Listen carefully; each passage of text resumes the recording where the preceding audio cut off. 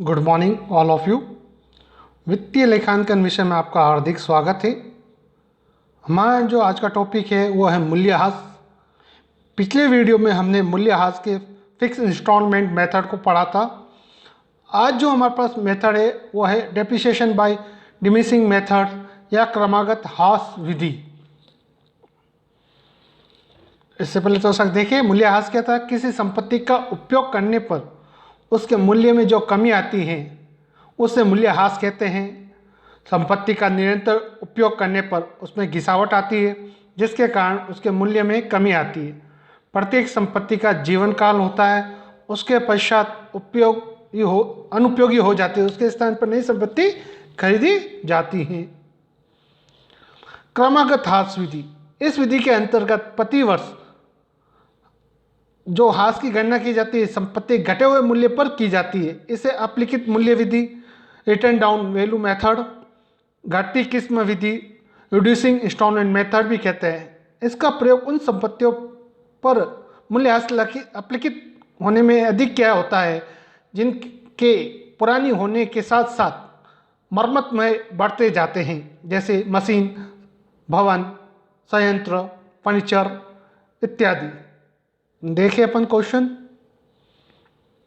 Mayur limited purchase a machine on 1 April 2013 on cost 50,000 and additional machinery was acquired for 20,000 on 1 October 2014 and for 18,100 on 30 September 2017. Certain machinery purchased for 20,000 on 1 April 2013 was sold for 8,000 on 1 September 2016. Book close 31st March every year. Give machinery account for 5 years. Depreciation rate is 10%. Mayur limited ने 1 अप्रैल 2013 को एक machine 50,000 में खरीदी। उसके अलावा अतिरिक्त एक machine 20,000 में 1 अक्टूबर 2014 को और दूसरी मशीन 28,100 रुपये में 30 सितंबर 2017 को खरीदी थी। जो मशीन 1 अप्रैल 2013 को 20,000 में खरीदी गई उसको 8,000 रुपये में 1 सितंबर 2016 को बेच दिया गया। ह्रास की दर 10% है। 5 साल का मशीनरी अकाउंट बनाना है। प्रति वर्ष जो बुक कंप्लीट होती है वो 31 मार्च 2000 जो भी है 13, 14, 15, 16, 17 उसको क्लोज होती है। देखिए अपन बना के देखिए।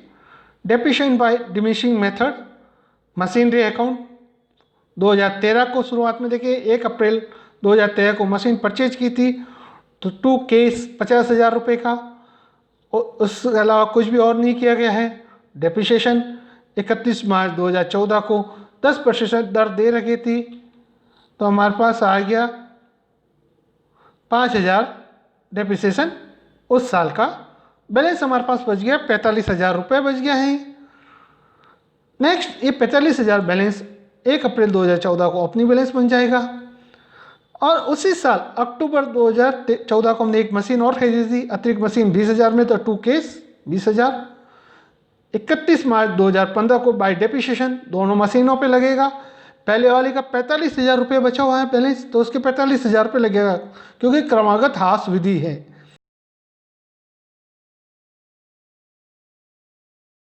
अक्टूबर के अंदर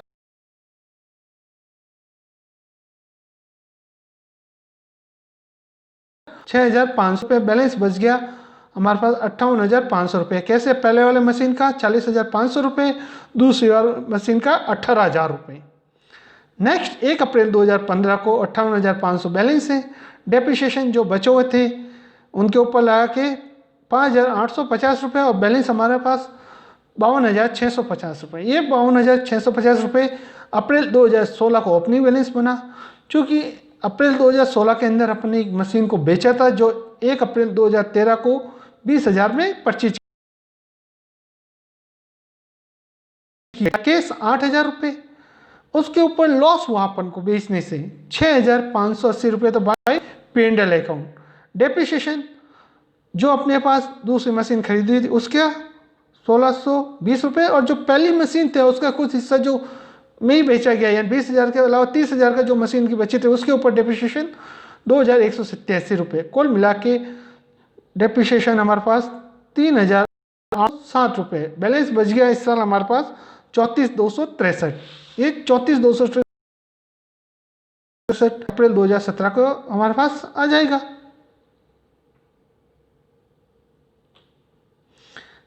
देखिए अपन 2017 को 1 अप्रैल 2017 को हमारा 34,263 बैलेंस आया था बाय डेप्रिसिएशन लगाया। इसी बीच हमने अप्रैल 2017 के अंदर सितंबर 30 को एक नई मशीन खरीदी थी 28,100 की, उसको ट्रू केस कर दिया था। अब तीनों पे डेप्रिसिएशन लगाया इस साल। एक के ऊपर लगा अपना 1,668 रुपये, एक पे 1,458 रुपये और एक पे लगा 2,810 रुपये। कुल मिला के 6,236 रुपये डेप्रिसिएशन। बैलेंस बच गया इनका 56,127 का। आप देख सकते हैं तीनों मशीनों का बैलेंस दिख रहा है हमें। तो 1 अप्रैल 2018 को 56,127 बैलेंस हो गया 5 साल के मैंने। अब अपन देखिए कि अपने जो लॉस की बात की थी, जो बेची मशीन उसके ऊपर लॉस देखे अपन ने। वो मशीन कब खरीदी थी अपन ने? अप्रैल 2013 को 20,000 में खरीदी थी।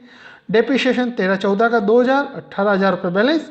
डेप्रिसिएशन 14-15 का 1,800 रुपये बैलेंस, 16,200 रुपये। डेप्रिसिएशन 15-16 का 1,620 रुपये, 14,580 रुपये।